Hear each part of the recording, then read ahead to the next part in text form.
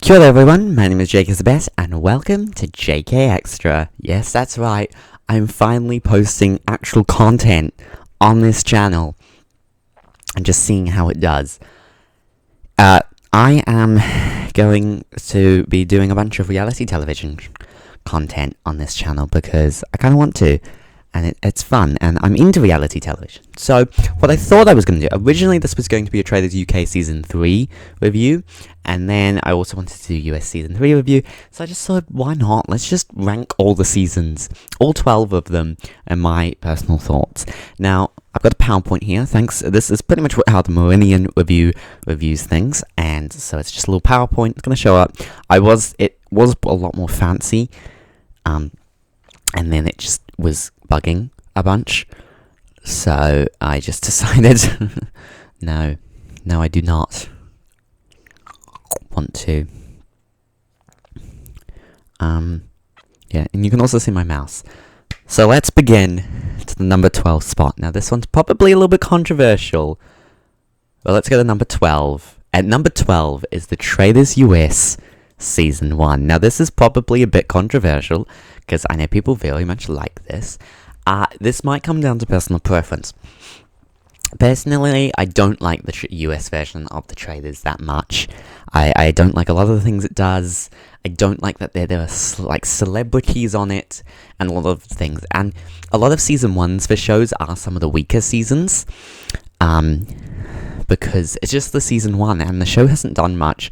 And it's dealing with, obviously, the armory, and dealing with some not great twists. And US Season 1 just feels like it doesn't really have enough to it that I like. You know, we have Saria's the winner. It's about the only thing I like about this season. Everything else, it's a very painful ride. The whole Kate stuff, I felt like every round table I was so annoyed at what was going on that I just didn't get into this season, like, at all, from start to finish.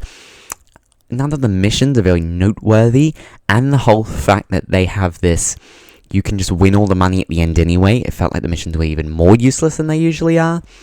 And I like the missions from Traitors, but when they added in that, you can earn all the money back, it was kind of useless. So that's why it's going to rank here at the number 12 spot.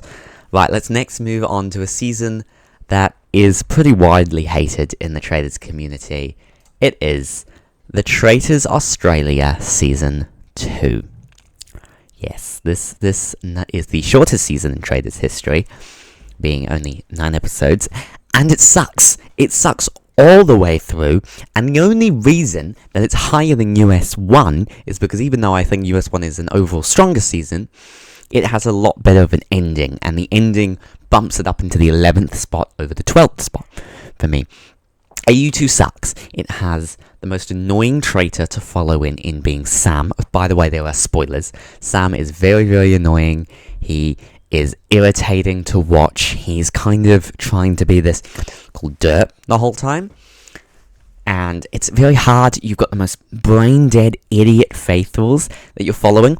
So you've got two sides to it that you just don't care about either of them. There's only 3 characters that I come out of this season liking, being Camille, Annabelle, and Luke. They're the only 3 people that have any decency to watch on this season, and pretty much, if it wasn't for what Camille did, this season would be definitely 12. Easy 12. Now, the ending is cool with the whole no one wins anything. Number 1, that's actually not the official rules. In that situation, Sarah should have won. But, like, if they were playing by the original Dutch rules, that actually would be stated that Sarah would have won. Which, honestly, I think is the best fitting ending for this season, if Sarah wins the money. Because it's meant to be if you all steal, the last remaining faithful then takes it all. And I'm like, if Sarah would have won, that's probably saying. So I call her the official winner of this season. But anyway, even though it's a big ending, it's a very, very unsatisfying ending as well. Like, it's big and it's cool and it's crazy, but it's very unsatisfying, and I also just don't really like the ending and like it at the same time. Like, it's fitting. Like, when you attach the ending to the season, it's a great ending. When you attach you just take the ending by itself, it's very unsatisfying of an ending. So, yeah. So that's why it comes in at number 11. Next is number 10, which I think people are going to go a little bit crazy over this ranking. Number 10 goes to the Traitors US Season 3. Oh my god. Now, this is actually the most recent season I finished. I actually only finished the season probably about an hour before, 2 hours before I started filming this ranking. And oh my god, it annoyed me so much. Those first 4 episodes were painful. First things first, the turrets were so hard to sit through every episode. Every episode, just, it felt like this disgusting kind of boring, just everyone just kind of screaming at each other sort of thing.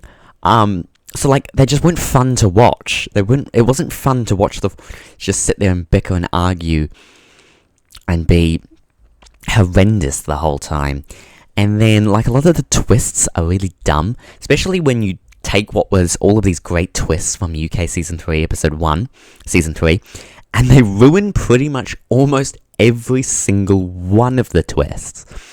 Let's take there's no train twist, which was an epic twist, but they wouldn't do that. So the starting twist of just being able to put Rob in the game, it just felt like a waste of time. And then the Cages mission, how they ruined the Cages mission to not have an elimination there, so it just feels very forgettable and boring, and it just has a timer. Stuff like that. Like, they make some bits and pieces like better. The statues was fine. I think that was at least interesting. There was some differences there. There were some new missions, and that's one thing I am happy that they did for US Season 3, is they gave it a couple of new missions to give people who watch the UK and US version more of a reason to watch this season. But really, to me, there was no reason to watch. To me, this season just kind of sucked overall. It was the first season with 4 traitors, and it really just shows how weak the US version is as a whole, and how much reality stars really don't make the traitors better. They actually weaken the show. But anyway, moving on from this, coming in at number 9 is from my home country, The Traitors New Zealand Season 1. Now, this season actually, for a very long time, was at 12 on the list. For a very long time, I had it low, and then I started to think about this season, and this season is a pretty okay season. It's very low budget of a season, and the 2 New Zealand ones are. However, this one, it mainly hurts in its missions. Its missions are quite boring, but it does so much creatively different that's never been done before, and it has all of these new twists. And what the season does very well is it has a great group of faithfuls to follow. You are kind of rooting for the traitors, but you're also rooting for the faithfuls, because they're really good at like hunting out traitors. So there's a lot of like traitors getting kicked out left and right and left and right and left and right, and they're like, are they going to do it? Are they not going to do it? So you've got kind of that aspect to it, which makes it fun to watch constant banishment of traitors here and just see what happens when the faithfuls destroy the game. And that's what made this season really fun to watch, was it was where the faithful kind of dominated. The reason that it's so low, though, is because watching faithful dominate is interesting. However, it's not, I would prefer a traitor domination. And yeah, so it wasn't great. And I think some people maybe lasted a bit longer than they should have. Or there's some people on this cast I'm like, who even are they? Maybe. So, it was a good attempt for Season 1 for New Zealand. So, that's why it comes at the number 9 spot. I like how you can see my mouse, because I just didn't turn this off because of the power. And anyway, next is the Traitors Australia Season 1. And this is the biggest okay season of the Traitors, I think, ever.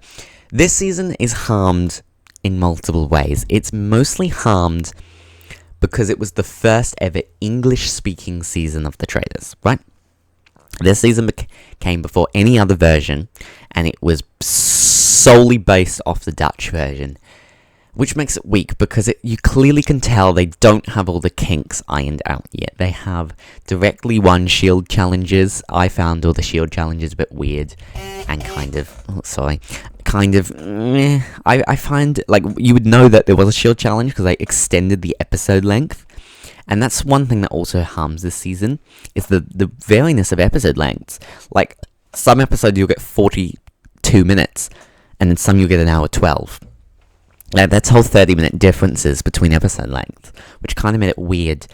Also, like, if we're looking at it, like, the Traitors were quite fun to watch, but a lot of the rules just aren't ironed out, so it just feels messy, but, like, there's the Faithful are fun to watch. It's fun to watch the Traitors. It's fun to watch both sides. A pretty satisfying winner. It's just very okay to me. The missions themselves were quite different and unique, and that's kind of something I liked about it. I think that having these kind of different types of missions, this casino one was probably a great highlight. The casino mission was definitely one of the stronger ones because it's a completely different type of mission. However, it could have gone horribly, horribly wrong if the players were just too risky, and, like, there's a chance that they could have over the prize pot. So I think there probably could have maybe been a better way to do that, but, like, really, I think it was an okay season, in my opinion. So, you know, that's kind of why it comes here at 8. It's okay, but it's okay and I don't want to watch again, and that's why it's at 8. And that's it for Traitors Australia. Traitors Australia is already done at 8. Coming in at 7 is the Traitors US Season 2. Now, this is the best US season. It might come down to just it being the second season and a lot of the new twists. Obviously, the Bearing Alive and all of those different missions that were quite fun. However, I did vibe with this cast, and I actually did enjoy the run of this cast. It wasn't like most US seasons where I felt like in season 3 and 1 I was both very pissed off with production decisions or cast itself. This one I didn't feel pissed off really at any point. I did find it a bit weird at some moments and some changes they made, but I think it was a pretty good season just overall. It was pretty average. I hate, one thing I do hate is that they brought in Kate halfway through. Why? Why the fuck was that needed? But besides that, I pretty liked this season. It was pretty good for US. However, I just feel like there was just stuff better than it. It was just, again, it's also just the US version. So it's very, like, drama heavy. And that's what I think hurts this version, is it's presented like a big bombastic reality show compared to most of the other versions who present it like more of a classic murder mystery. So I like the presentation style of them a lot more. So that's why it only comes here at number 7. At number 6, we get a brand new franchise entering the game with Traitors Canada Season 1. Traitors Canada is an interesting show because I think it is actually one of the stronger ones, Traitors Canada. But I have liked both seasons of Canada. Canada Season 1 getting obviously 6th of all of them. I think, again, it is a very mid-tier season. Like, okay, I think it's got a good winner. I like the winner in Mike and kind of how he's able to skew it. I think it was a good cast that we had.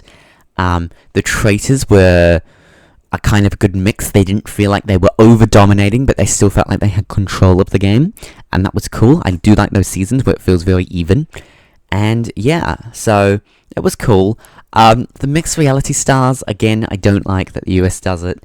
Canada, I hate that you do it as well. But this one, it doesn't feel as bad because it feels very, like, oh my god, these reality stars. It kind of is forgotten in the two Canada seasons. The missions were fun and were fine. I didn't really care too much about the missions in any of the Canada seasons. They were cool. Most of them were stuff we've already seen. But, there were some interesting things in there. And, yeah, that's kind of why it falls here more at my number 6 spot. Coming in at number 5, we have the Traitors Canada Season 2. Oh my god, this is when we start getting into top tier seasons. Because we're in the top 5. Canada Season 2 has the best stretch of episodes ever. From 6 to 9 is such a great stretch of episodes. 2 episodes where it's just the traitors make it so much fun. They're dominating the game for 5 episodes. Then 2 episodes of Kira trying to get Michael Ray out in 6 and 7. She then stops trying to get him voted out in 8. He then gets banished in 8. And then Nisha? Was that what the third... what's the third traitor's called? I forgot what the third traitor was called. Whatever her name was. Oh, sorry, I can't remember. Sorry, I'm blanking. Was able to turn it on Kira and get her banished. So it was fun. It was fun as a season. I think the cast was good. I think they had some new missions that was fun. Some stuff we'd never seen before, and I liked quite a lot of the new ones. I especially liked the theater challenge where they were in a box and you had to describe something, and you could choose to either be true or lie to the team. I think that was a good, just, they need to, I don't know, they need to, I think that was a good one, and you had a way of trying to manipulate the things. Was it Saints and Sinners? That was a fun episode, ridiculously fun, great challenge there. I do think the Sinners part of the challenge was kind of sort of random. Didn't really need to happen, but so yeah, Canada strong. Gales, I don't like that they did that non-elimination on Gale. They really should have just straight up just killed someone, and then they wouldn't have had those wonky rules towards the end. But overall, I do think that this season needed more episodes, at least one more, because of its 22 player cast, though. But besides that, this was a very, very strong season, and that's why it lands here at number 5. Coming in at number 4, it's our first UK season, and it lands with the Traitors UK Season 3. Now, this is the first ever season of Traitors that I watched live. That wasn't New Zealand. New Zealand Season 2 I watched live. It was the first UK season outside of my country that I'd watch live. So I literally watched it as the episodes came out. I didn't miss a single episode. And I love this season. And it's just got so much great twists. The clown mission, the Nancy Drew mission, and the death game was so great and lovable.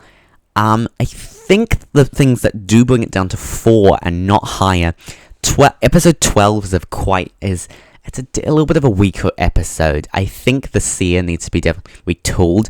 I think if it is that the players don't actually know who the seer is, and the seer gets to figure out someone's role in the night, because that could work. Because it could be, okay, this person, because then it would be a situation of, okay, they're claiming to be the seer. Are they actually the seer, or are they a traitor trying to turn it out as faithful, or is that faithful that thinks they really know who the traitor is? Like, there's a lot of strategies that the seer could have. I think it being open was great. Linda was bloody epic on this. We had even the missions, that the opening train mission was great. The cages reveal after that opening train mission, oh my god, was amazing. That we had the stopping of a murder in episode 2 with the traitor statue. That was so much better. Yeah, like this season I watched first, and then I watched US, and then how they kind of butchered so many of the great twists that they had in this season was so annoying to me. And yeah, but this was fun. I just think that there was probably a little bit missing from here than the other Traitors UK seasons. I think there's something in those ones that have this special touch to me that put them only at 4. That puts this at 4 and not in the top 3. Alright, moving on. We've got 3 seasons left. 2 from UK and 1 from New Zealand. And we are going to go to another UK season. Not to Season 2, but to Season 1. The Traitors UK Season 1 comes in at the number 3rd spot. This was a great season. I think it is so epic of a season, and the fact that this was their first season and they nailed it this well is amazing. It is the best first season that any show has done. It's incredible. Traitors UK season 1 is so incredible. So many great moments. Great traitors. Like, honestly, they were some of the best traitors ever. And all of the things they had to do, Amanda and all of her stuff. Will, and at the end, his speech. Oh my god. And this season should be boring. It should be, because it's playing under season 1's rules. But it's just so compelling. And I think it's how the UK version presents the show that helps it as well. It's so compelling. The Alex and Tom stuff, how they were a boyfriend, and then Tom reveals it blows up the game. Matt's in tears. Tom is like immediately targeted, and then Alex is somehow able to flip it 180 degrees where she's no longer targeted. Then she gets recruited and then fails to, and then doesn't accept, and then gets murdered. It's like such this great string of episodes. You know, great missions. I love Claudia as the host. It's just so much fun, and it's such a fun first ride, and it's definitely a season I'd recommend starting with. It's probably one of the best starting points for Traitors. If you want to get into Traitors, start with this season. It is such a great season. And that's why it lands here at number 3. The reason it doesn't go higher is I just think there are other moments in the other 2 seasons that make it better. Alright, we're down to 2 seasons. 1 New Zealand, 1 UK. UK didn't have a season mentioned until 4. And it doesn't have 3 in a row, because the next one is Traitors NZ Season 2. Oh my god, New Zealand. How did you pull off this great of a second season? Like, the first season was fine for me, but like, this season was so great. Having 4 Traitors, great start.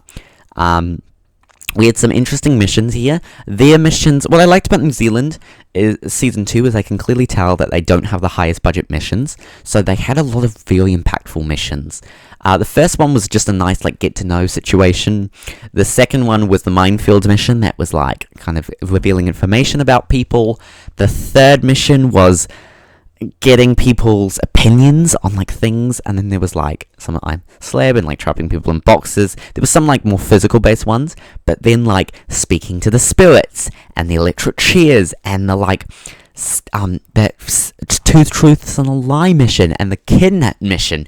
All of these had huge effects on the game's way, and that's why I think it has one of the best sets of missions any season has ever had, because a lot of the missions do have great effects on the game play in some way, of who got the shield, who's lying about the shield. Like, there's all of those things that factor in to the votes, and that's why I think it's such a strong season. And it's got a great winner in Burnley. God, I've got a name. Oh my god, straight along. We have 7 traitors this season. Mark, can we just talk about Mark's elimination for a second? The fact he refused to become a traitor and is murdered, and pretty much what gives Brinley the win there. It's just such a great mood. Is Brinley even on this poster? I can't even find her on this poster. What? Is she just not on this? Oh no, she is. Sorry, I'm blind. Great. The 4 original traitors, Jackie and Mark's whole thing about being a dungeon master, her 3 episodes, Whitney and Brittany's debacle, the gravedigger, Noel, just Noel. I think we don't need to say anything more. Noel and Donna and that whole thing. Joe just being ridiculously iconic on this show. Oh my god.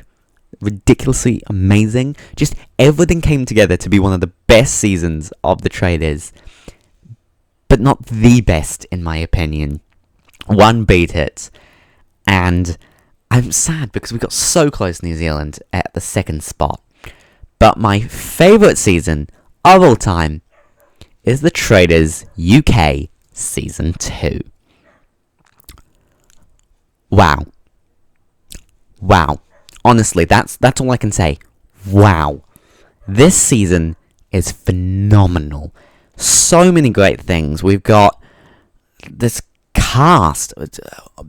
How was this cast? Harry and all of Harry's stuff as a traitor. Paul, was so great as a traitor. Diane in her 7 episodes is one of the most iconic things. The Ross and Diane stuff is the best family couple. We can stop casting family pairings because nothing will beat Diane and Ross. Diane's whole murder situation, oh my god, is ridiculous. And it's just so many great fun missions to watch. So many great twists with the shields and the dungeons.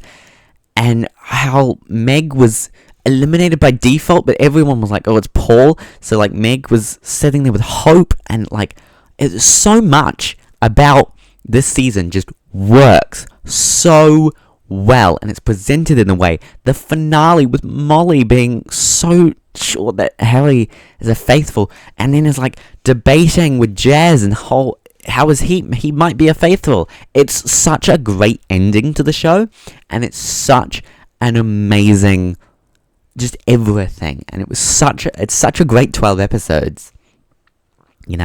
Great missions. Harry, how he's able to dominate the game, but do it in such a fun, likable way that you're like, it makes sense why no one thinks he's a traitor. Andrew, oh my god, Andrew with his parting gift to Harry.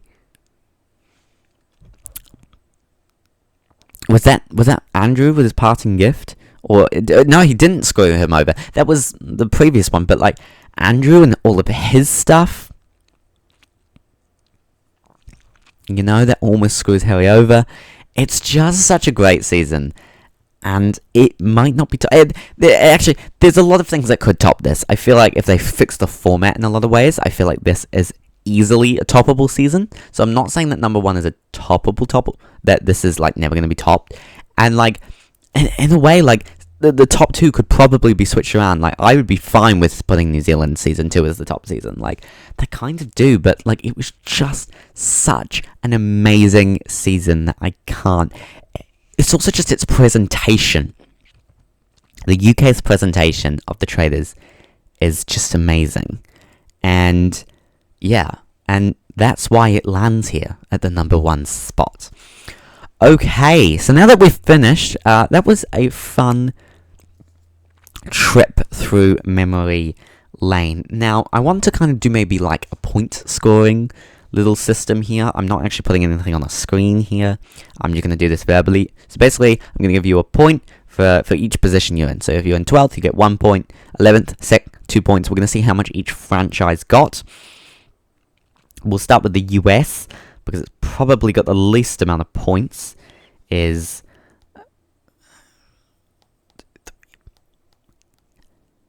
So with 10 points for the US, but it does have 3 seasons. Australia has... Sorry, let me just write this down. US has 10 points.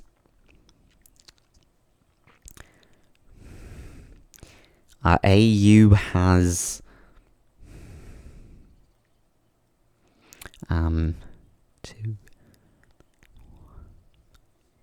7 points, but it only has 2 seasons.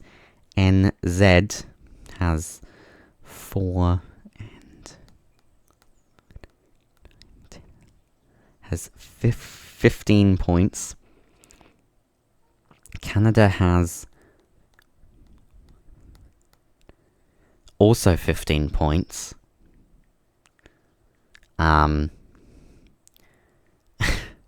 And UK has 12 plus 10 plus 9. So the UK has 31. So if we were to rank them, the worst is AU, then it goes to US, then New Zealand and Canada are tied, and then the best franchise overall is the UK. But that's not really fair. If we would have to divide them. If we were dividing them, it's still AU with 3.5, US with 5, Canada and New Zealand tied with 7.5, and UK still in first with 10.3 for like points wise. Oh no, US 10. No, US actually would be worse overall. US then Australia then you know what. But yeah, that's my ranking of the trailers. Hopefully subscribe to this channel for more stuff. I'm probably next planning on doing a Beast Games review. Don't know when that will come out, but subscribe for more content on the JK Extra channel. And all that's left to say is thank you for watching, if indeed you still are. Farewell.